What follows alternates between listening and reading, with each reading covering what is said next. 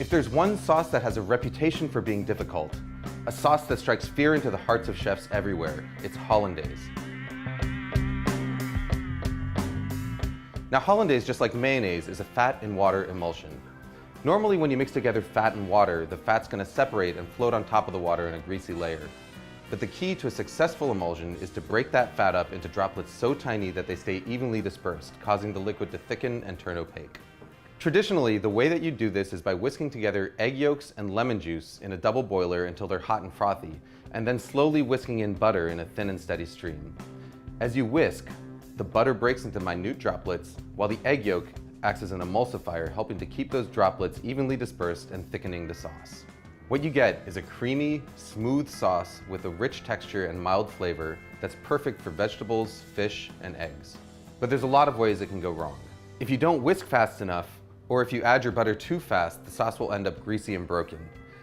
If you don't cook your eggs enough, it won't thicken properly, but if you cook them too much, you end up with broken scrambled eggs.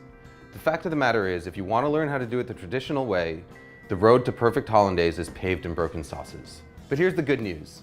There's an alternative method that is completely foolproof, produces a Hollandaise that's every bit as good as the traditional version, and takes about a minute start to finish. All you need is a small pot, a glass measuring cup, and a hand blender with a cup that barely fits its head.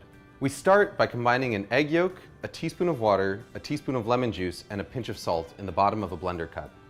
Next, we melt a stick of butter on the stovetop until it's completely hot and bubbling.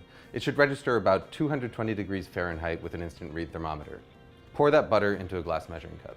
Now all we've got to do is stick the hand blender into the cup, start it running, and then slowly drizzle in our butter. As the hot butter hits the eggs, they start to cook. By the time you've added all of your butter, about 30 seconds later, the eggs are fully cooked and you've got a smooth, creamy, hot Hollandaise sauce that is completely indistinguishable from one made using the traditional whisking method. Hollandaise is at its best right when you make it, but if you want to store it, your best bet is to keep it in a small, lidded pot in a warm spot somewhere near your stove. Just make sure that you use it within a couple of hours. Food Lab signing out.